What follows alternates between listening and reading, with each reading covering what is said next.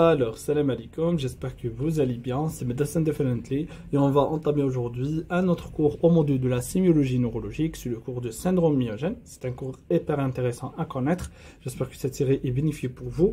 Abonnez-vous à la chaîne YouTube et partagez vos vidéos avec votre collègue et d'ajouter la vidéo message de un j'aime et راح نخلي le lien de قناة Instagram et le Telegram في البواد d'infos اللي حاب الأسئلة تاعو يطرحهم تماك ولا في les commentaires et راح تلقاو إن شاء الله le lien de ce diapo في la chaîne de Telegram. Et اللهم انصر خونا في فلسطين يا رب يثبت أقدامهم يا رب. Et c'est parti, صلوا على النبي.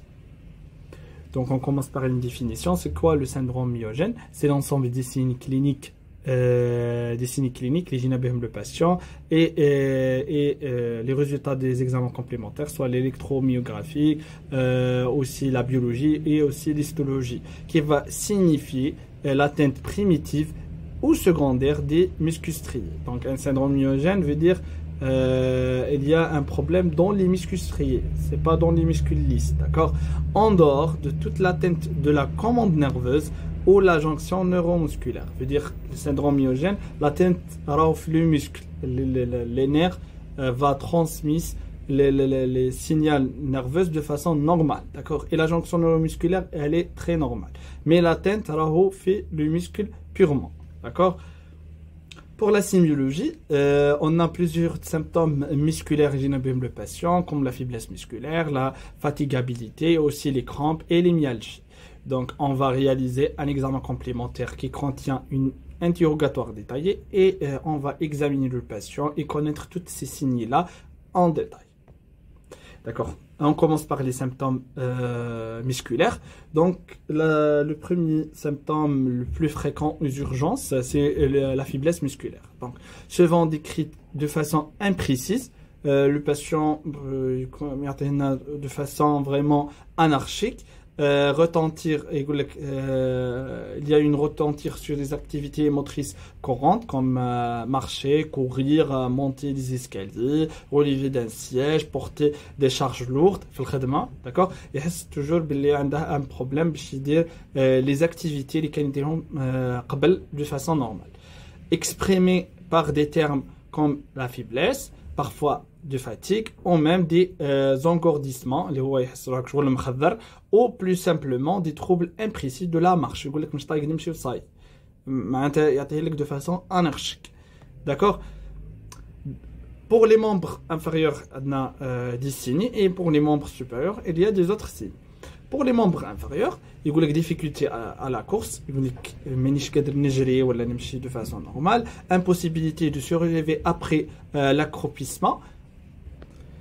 Par exemple, le patient طاحت له دراهم في الارض ولا حاجه كيما هكا باش يهزها يدير عمليه انحناء اللي هي l'accroupissement, puis ما يقول لك مانيش طايق نعاود نرجع واقف normal, d'accord? Aussi des difficultés à monter les escaliers. Pour les membres supérieurs, une atteinte des racines peut lentement passer inaperçue ou être minimisée en dehors d'un usage intensif professionnel, par exemple l'élévation des bras dans l'utilisation d'instruments lourds. D'accord. C'est quoi l'atteinte des racines? C'est quoi les racines en première du temps? D'accord. Les racines nerveuses, ce sont des parties des nerfs, les origines de la moelle épinière, et sont bien sûr responsables pour la transmission des signaux nerveux vers les membres, les ordres les نحتاجوه. D'accord. هذوم les racines, l'atteinte نتاعهم راح يكون multiple. Par plusieurs étiologies. Parmi ces étiologies, on a les hernies discales, par exemple la compression nerveuse, les états inflammatoires, d'accord? L'atteinte de les racines راح يمدونا des signes comme la douleur, comme la faiblesse musculaire, le patient toujours يحس بلي engourdissements, يحس toujours مخدر, d'accord? Mais les signes sont pas vraiment immédiates, معناتها مش بشكل مباشر, معناتها toujours les douleurs et les engourdissements راح يكونوا de façon minime, d'accord? Mais خلي le patient néglige les signes cliniques هذوما, d'accord? بعد lors d'un usage intensif professionnel, d'accord, la compression des racines راح تكون vraiment significative ou la maladie inflammatoire elle va exagérer, d'accord, راح يولوا les signes cliniques significatifs, راح يولي يحس بهم le patient bien comme il faut, ou surtout كما قلت لكم dans le cadre professionnel. Par exemple les travailleurs qui sont fréquemment utilisés les instruments lourds, d'accord, الناس اللي تخدم في مواقع البناء par exemple, الناس اللي تخدم تهز الحوايج ثقيله، d'accord, راح l'élévation prolongée تاع هذوما لي برودوي لوغ راح تخلي il y a une aggravation vraiment تاع les symptômes, mais يخلي le patient يكونسيتينا في les urgences, d'accord. Puis on a l'atteinte de la tête et cou, d'accord, est parfois signalée par l'entourage du patient. Celui-ci dort les yeux ouverts en cas d'une myopathie de la partie facio-scapulo humorale, d'accord, c'est ça l'abréviation de FSH, donc c'est facio-scapulo-huméral. Ça, les patients qui ont ce type de myopathie qui touche la partie facio-scapulo-humérale, ils ont une particularité au cours de la sommeil, il y a et les yeux vraiment partiellement ou complètement sont ouverts, mais sans vraiment dormir. Mais le patient toujours le remarque est fait ou signalé par l'entourage du patient. D'accord. On a aussi une attitude de la tête rejetée en arrière et indirectement révélatrice d'un ptosis. Qui m'intéresse, la ptosis, c'est une chute partielle ou elle est complètement la paupière supérieure. Donc, le patient pour compenser cet état de ptosis, d'accord, pour compenser et pour voir mieux, d'accord. Ce type de posture راح يكون révélatrice, la ptosis révélatrice, il y a une faiblesse في les muscles qui sont responsables pour le contrôle de la paupière, d'accord. Troisièmement, on a la sensation de vue trouble ou diplopie, اللي هو يشوف الإنسان يشوف روحه double, oriente vers une atteinte des muscles oculomoteurs. Bien sûr, c'est logique. Puis, deuxième signe, on a la fatigabilité. Cette fatigabilité à l'effort n'est pas rare au cours de certains polymyosites ou au cours d'une myopathie métabolique. Ça, c'est quoi la polymyosite? La polymyosite, c'est une maladie inflammatoire qui va toucher les muscles et va donner une faiblesse musculaire et une fatigabilité à l'effort. D'accord. معناتها les muscles qui sont en état inflammatoire, ça une diminution de la force musculaire et les activités l'endurance de façon prolongée au cours du travail, vraiment elles sont touchées et le patient par exemple mais qui يقدرش يكمل 20 minutes à la barre, d'accord, toujours et يحس بالفيبلس. D'accord. Et aussi cette situation en trouvant au cours d'une myopathie métabolique qui sont des maladies vraiment héréditaires, d'accord, sont des maladies génétiques qui va donner des troubles au niveau du métabolisme cellulaire, les muscles,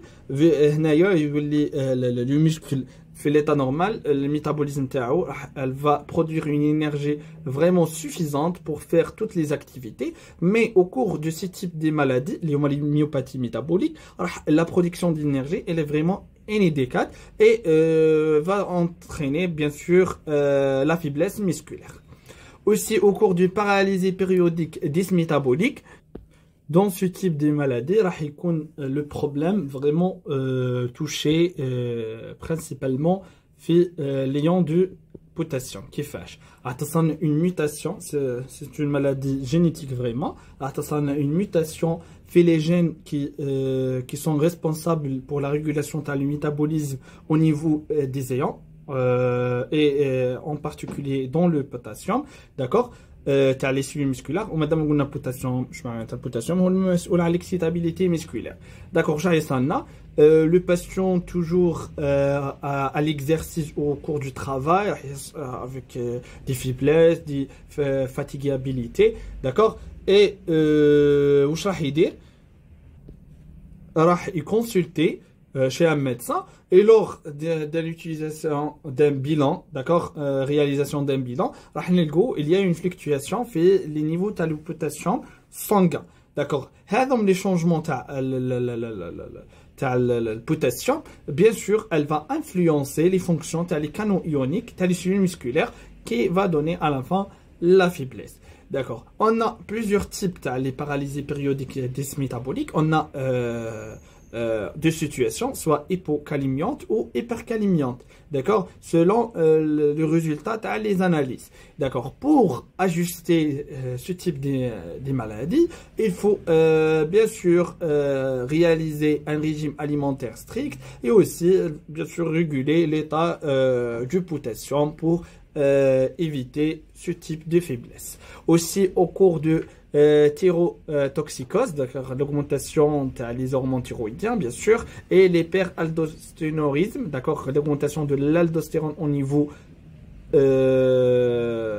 niveau sanguin, peuvent également être à l'origine des déficits rapidement réversible mais كل وحده وكيفاش دير l'activité تاعها d'accord pour la thyrotoxicose l'augmentation de la sécrétion des hormones thyroïdiennes on a T3 et T4 d'accord راح يزيدوا la catabolisme musculaire, donc elle va altérer le métabolisme musculaire et donc elle va faciliter de façon rapide l'apparition de la fatigue.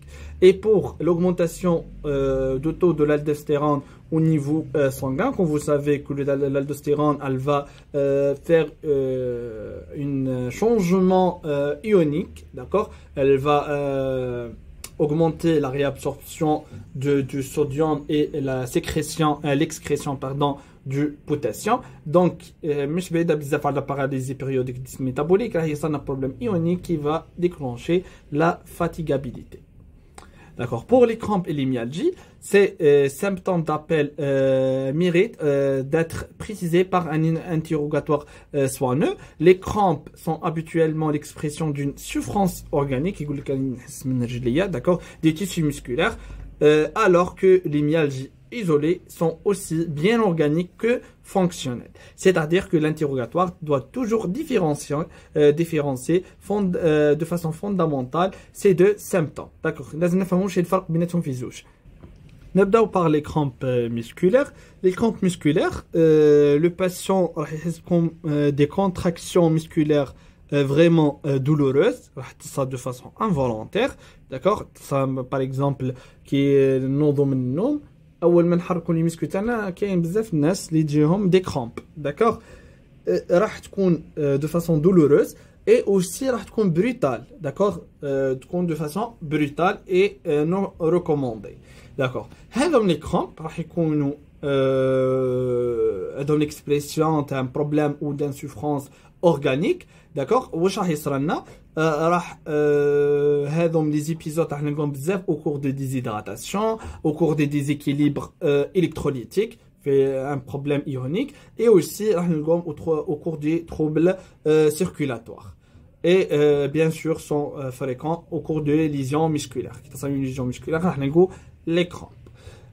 Pour deuxième des choses اللي هو les myalgies isolées راح يكون le problème راح toujours le patient يقول لكم بلي راني نحس بالدولور راح نحس بدي غيدور داكوغ ماشي نطيق نتحرك et aussi des problèmes de la sensibilité في les muscles d'accord. لهنايا pour les myalgies عندهم un sorte organique et aussi fonctionnel mais le sorte organique c'est أكثر من le fonctionnel. Pour l'organique soit il y a une inflammation au niveau musculaire, c'est la myosite, au cours du traumatisme musculaire aussi, mais un autre sorte, le sorte fonctionnel, où il y a le problème, par exemple, au cours des tensions sur les muscles, au cours du stress, au cours, par exemple, des conditions médicales, qui est la fibromyalgie, d'accord.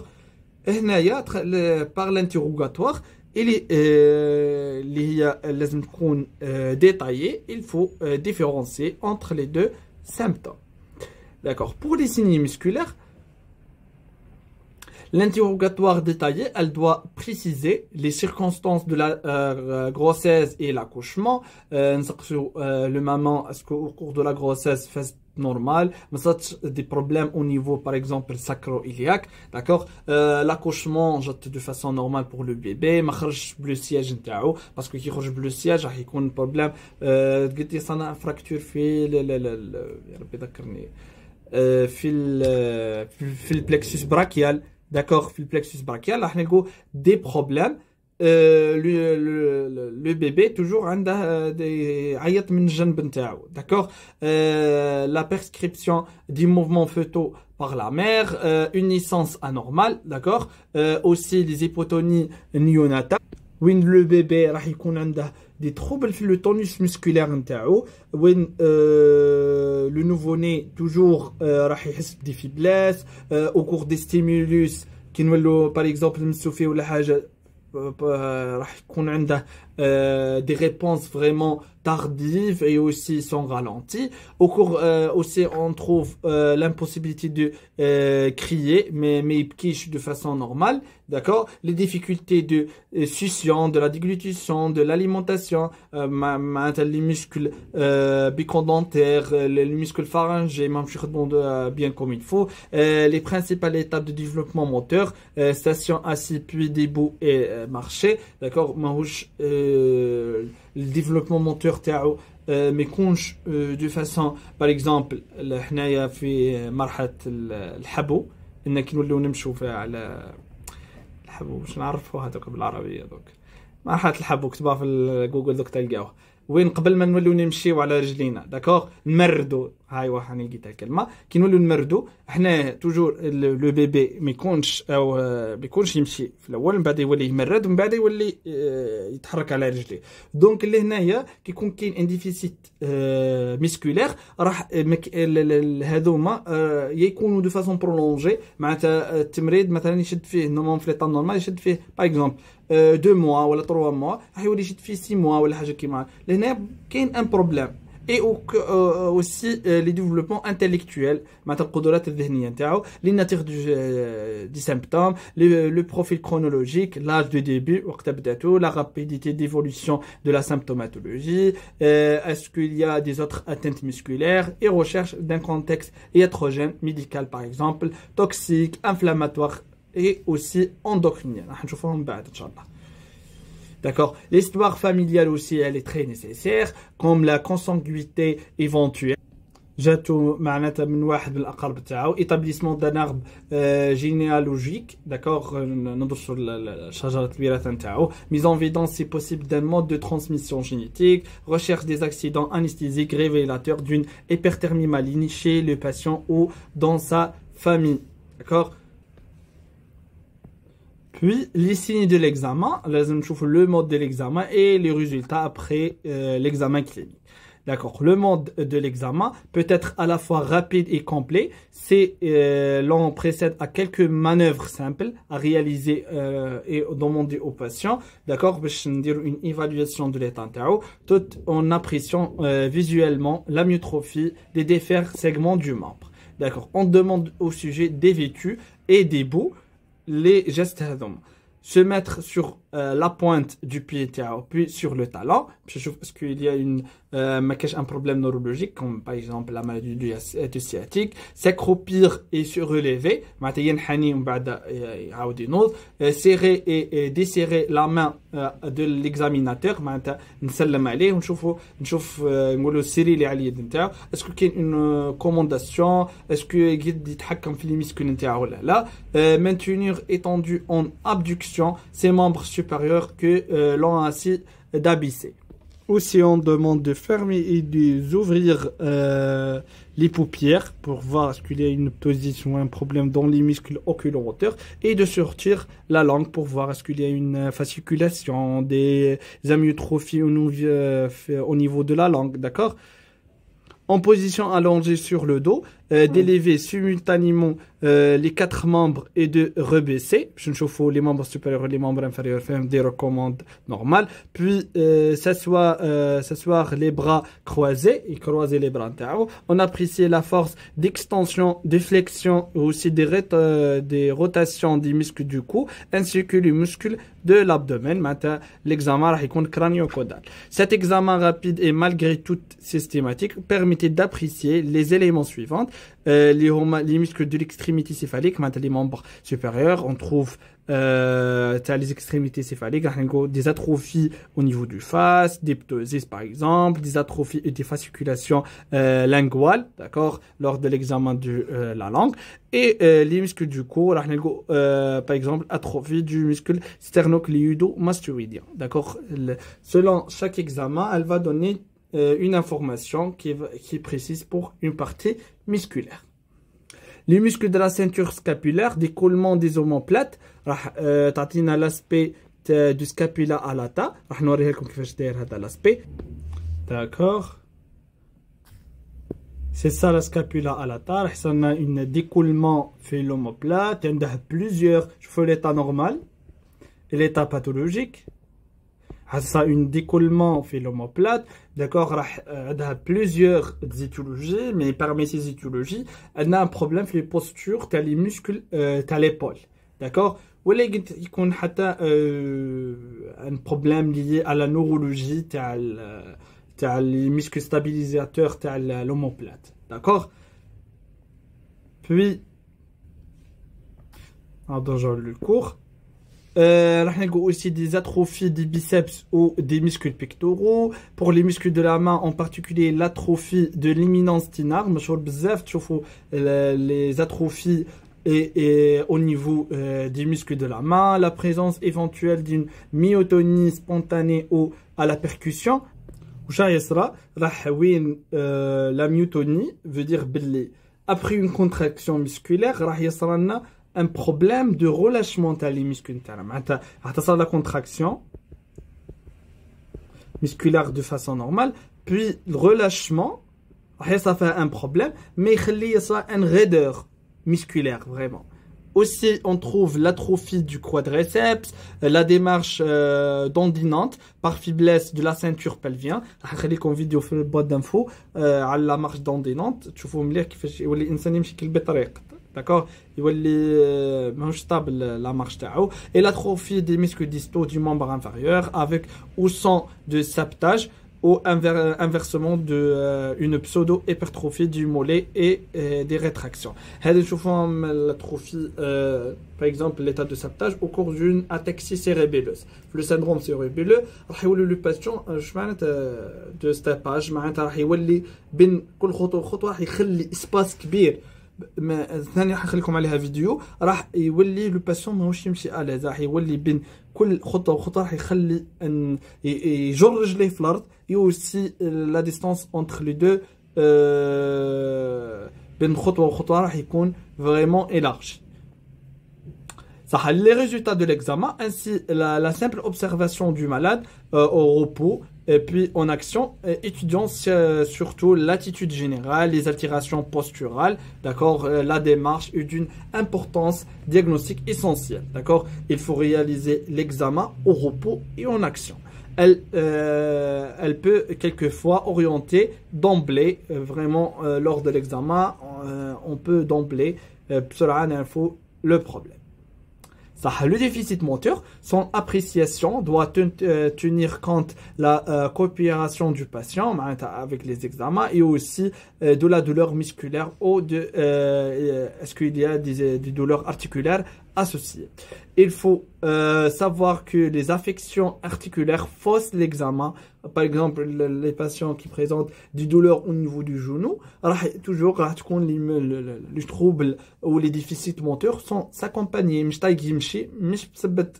Un problème musculaire. Les articulations ne sont pas saines. d'accord, même que celles peuvent être responsables d'une amyotrophie par non-utilisation ou par une atteinte musculaire liée à la maladie, par exemple au cours du polyarthrite rhumatoïde.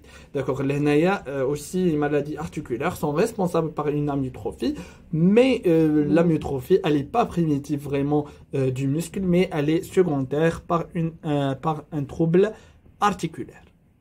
D'accord. Pour le déficit moteur, il constituait le symptôme essentiel du syndrome myopathique. Toujours le patient n'impactant pas de la même façon les différents groupes musculaires, les muscles proximales et les muscles distales, en règle bilatérale et symétrique à prédominance proximale. Toucher la partie proximale de façon prédominante. D'accord. Il y a un petit score ou une petite classification, il faut le prendre. Où le patient est en réanimation, c'est réalisé au cours de réanimation. D'accord, on a 6 échelles. D'accord, il faut le prendre. Ça, selon la classification d'état MRC, on score le patient 0 lorsqu'il n'y a pas de mouvement, ni une contraction musculaire observable, aussi là des mouvements volontaires ou des mouvements involontaires, les muscles l'évaluation au cours des ébauches de contraction veut dire il y a une contraction musculaire minime, d'accord, et il y a des activités ou des mouvements actifs, mais il y a quelques signes d'activité musculaire qu'on peut le détecter. 2. Lorsque le mouvement actif après élimination de la gravité, veut dire quoi? Il y a une possibilité du mouvement actif, mais lorsqu'on élimine la gravité, les problèmes, par exemple l'inflammatoire, les problèmes de la jonction neuromusculaire, les problèmes nerveux qui sont accompagnés, d'accord? Lors de l'élimination de la gravité, il y a des mouvements actifs possibles. Troisièmement, des mouvements actifs contre gravité veut dire que le patient a la capacité de faire des mouvements actifs et ce mouvement-là va vaincre et sont contre la force liée à la gravité, contre les mouvements normaux. Mais au cours, bien sûr, du mouvement spécifique. Je donne 4 lors du mouvement actif contre une faible résistance. Veut dire le patient il dit des mouvements actifs contre une résistance externe normale, d'accord, par exemple par l'examinateur, ou les résistances par exemple qui sera accompagnée vraiment faible.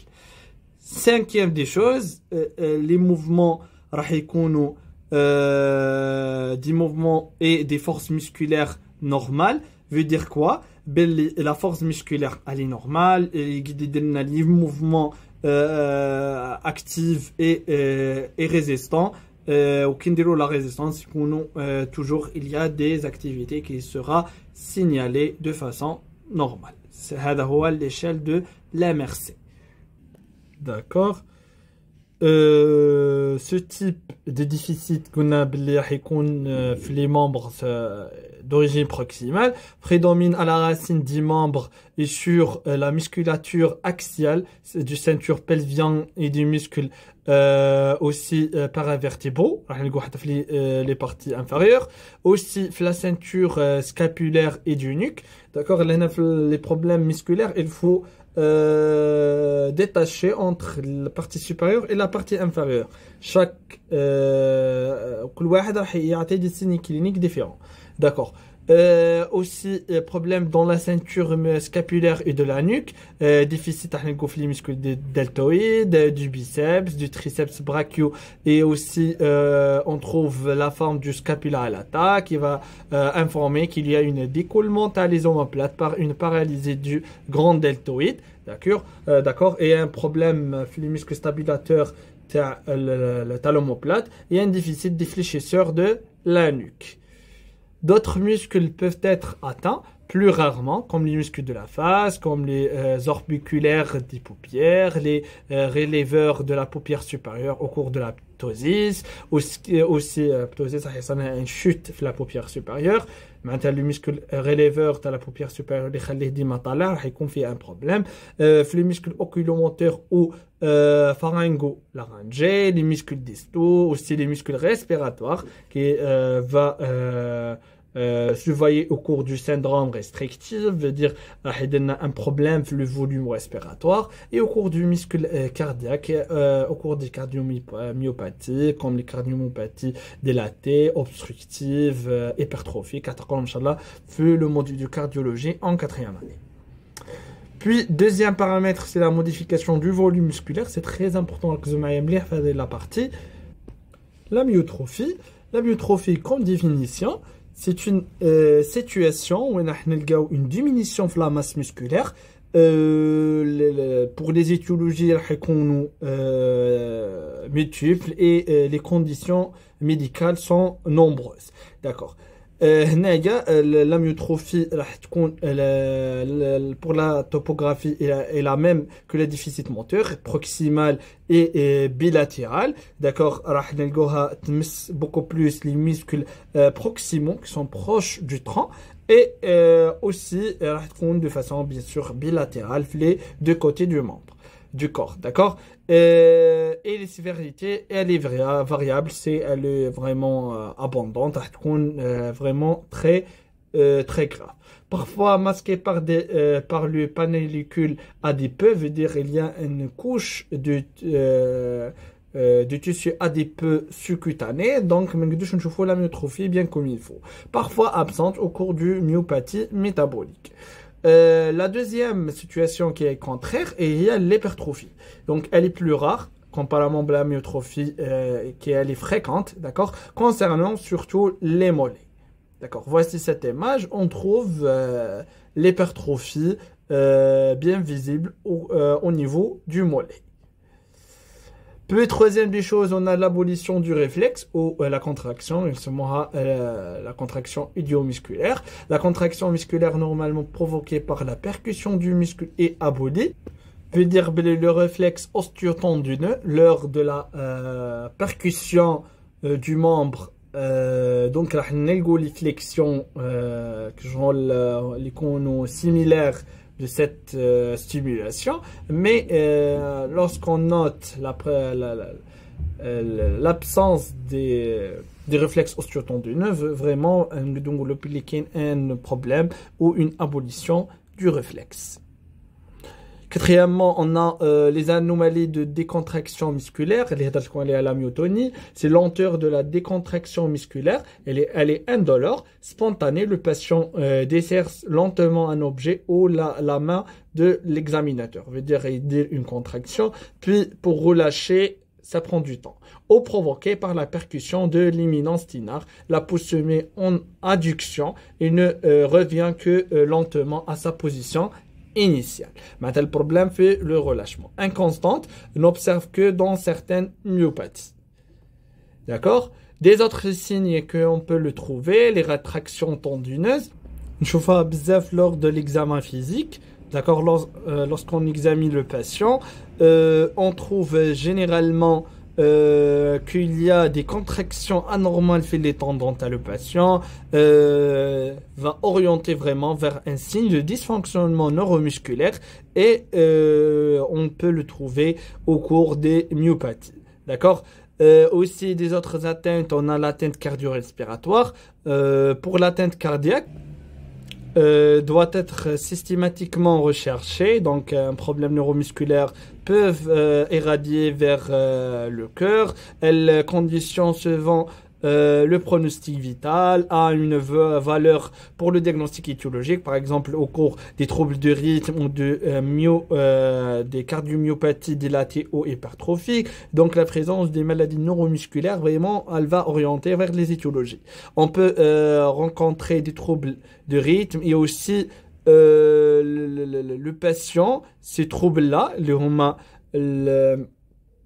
les troubles de rythme et les cardiomyopathies, vraiment, elle va toucher le pronostic vital. Parce qu'il y a des troubles de rythme comme la tachycardie ventriculaire, par exemple, le flotteur ventriculaire et la fibrillation ventriculaire sont vraiment toucher le pronostic vital. Et il faut choquer le patient pour régler par un choc électrique externe pour régler le rythme cardiaque. Aussi, on trouve des atteintes respiratoires secondaires à une atteinte du diaphragme.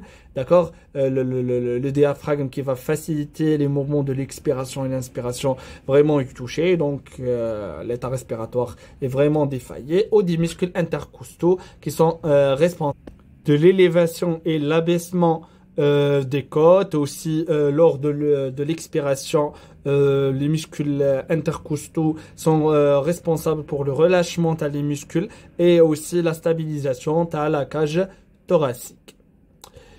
Aussi, on va parler sur des signes négatifs.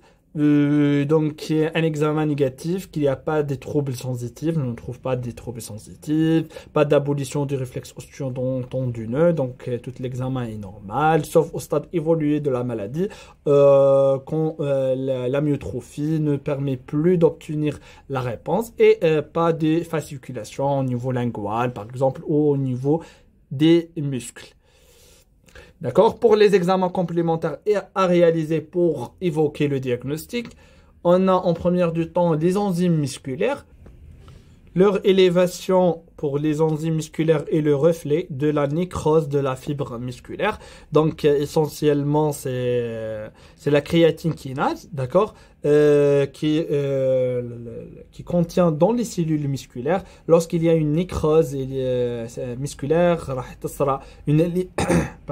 une libération ce type d'enzyme, le créatine kinase, libéré dans la circulation sanguine avec des quantités vraiment importantes que la normale et lors de la dosage augmenter. Il est préférable de se limiter à la créatine kinase parce que elle est l'enzyme le plus prédominant dans la cellule musculaire.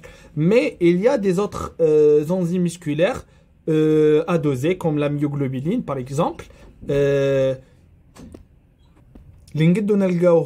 Vraiment élevés au cours de certaines maladies ou certaines myopathies. À 100% le créatine kinase.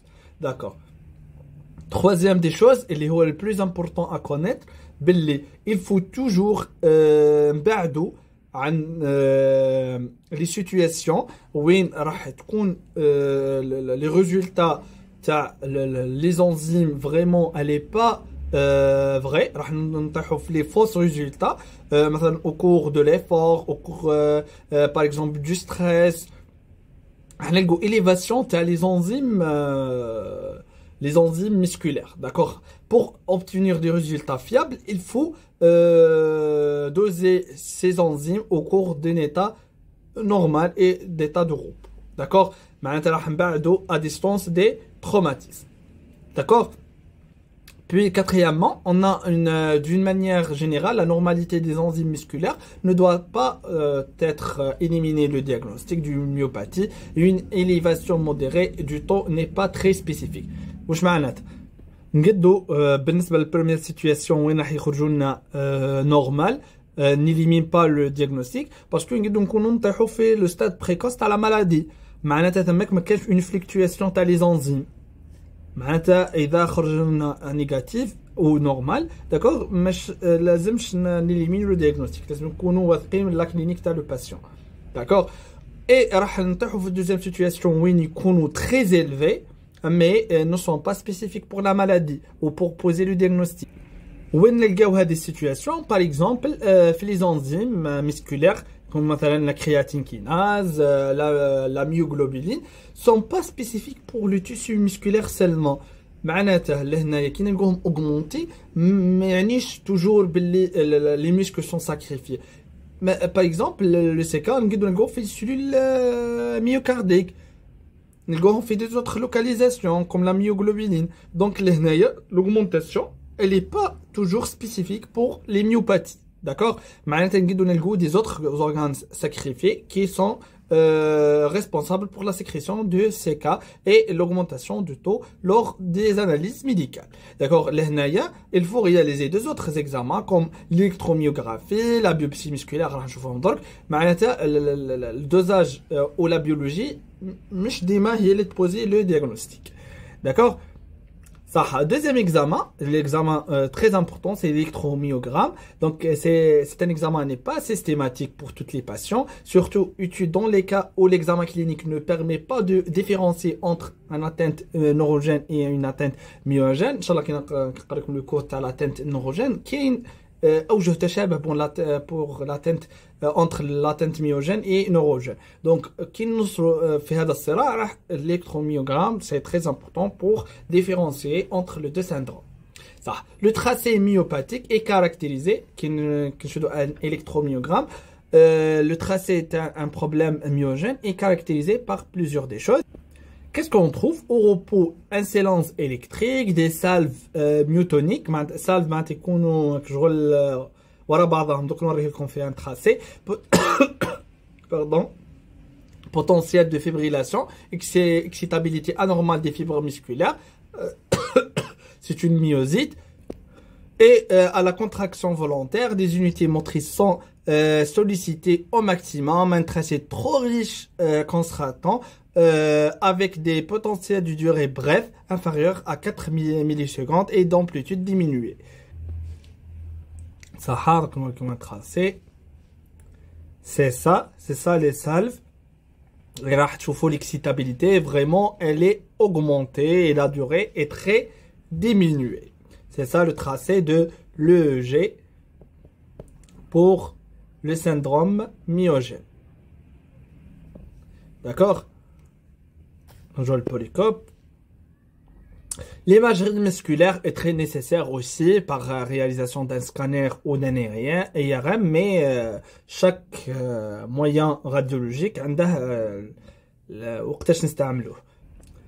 pour le scanner, elle va apprécier le volume des muscles, la densité des muscles, est-ce qu'il y a des calcifications intraparenchymateuses, par exemple au cours de dermatomyose de l'enfant, qui est une situation ou une maladie auto-immune, vraiment elle est rare, mais une inflammation chronique de la peau et les muscles en même temps. D'accord?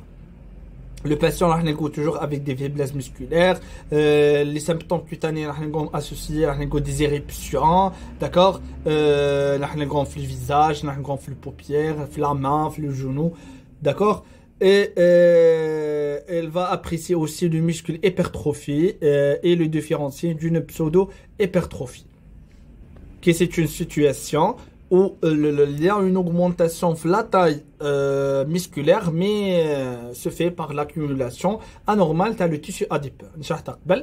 Il aide à apprécier la symétrie et la sélectivité de l'atteinte musculaire, les éléments précieux pour le diagnostic, d'accord, étiologique. Enfin, il permet le choix du site de la biopsie. Elle va aider de connaître le site de biopsie bien comme il faut pour réaliser une biopsie musculaire pour l'identification étiologique. Pour l'IRM, est indiqué au cours d'une myopathie inflammatoire. On trouve des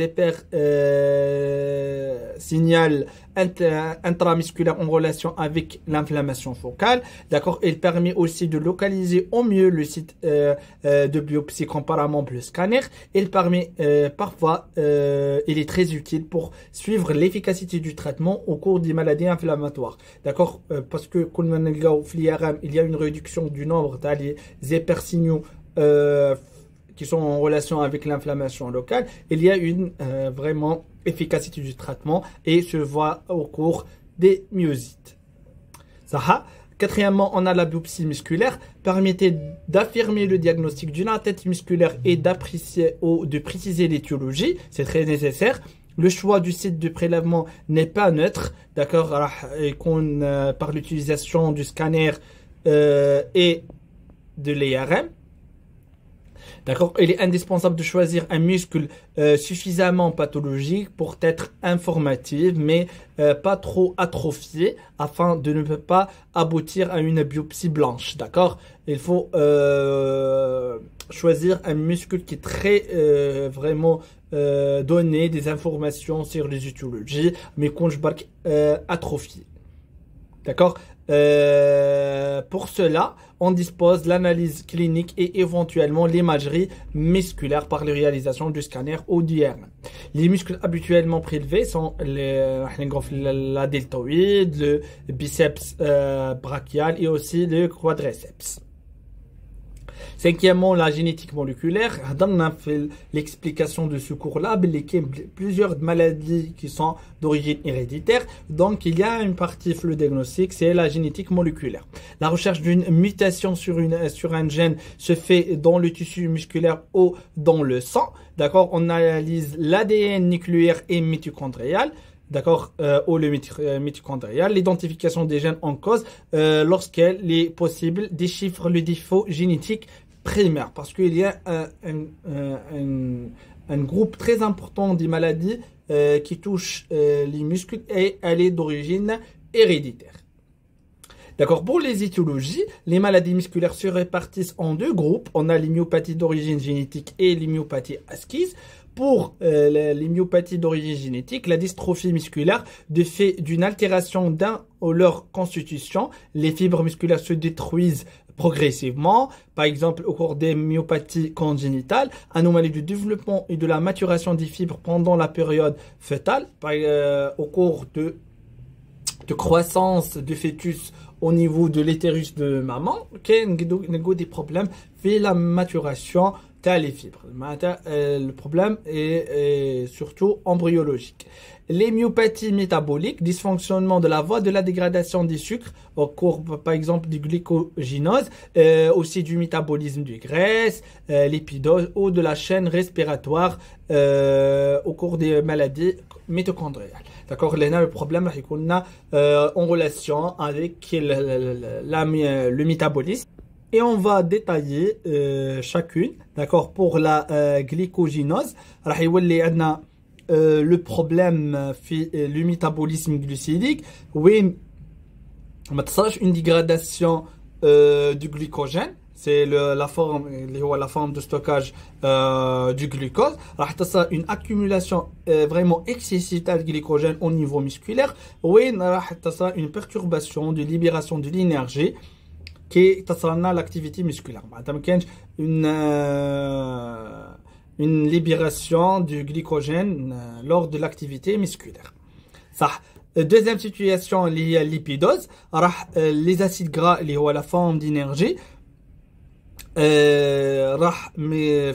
au cours de lipidose, les mitochondries pour avoir l'ATP lié à l'énergie, une accumulation au niveau des cellules musculaires, qui donne le même problème, donner une perturbation de la production d'énergie. Troisième des choses, les problèmes ou les maladies mitochondriales, des mutations génétiques في la chaîne mitochondriale وين كما تعرفوا الميتوكوندريا elle est responsable pour la fabrication d'ATP. ما كاينش une production d'ATP اللي هي l'unité fondamentale تاع l'énergie et d'accord راح تأثر de façon directe sur l'état ou la fonction musculaire. L'hémiopathie acquise survient sur un muscle antérieurement sain, معناتها ما في حتى problème. D'accord, organique, des myopathies inflammatoires comme la polymyosite, la dermatomyosite et aussi la myosite à inclusion. Aussi les myopathies toxiques et médicamenteuses au cours des statines, par exemple les traitements contre les dépôts de cholestérol par exemple ou l'athérosclérose, les corticoïdes, aussi les antiviraux et les myopathies endocriniennes au cours de d'hystéroïdie, au cours de maladies du Cushing, une augmentation de l'aldostérone, des myopathies infectieuses comme la myosite virale ou la myosite parasitaire. Merci pour votre attention.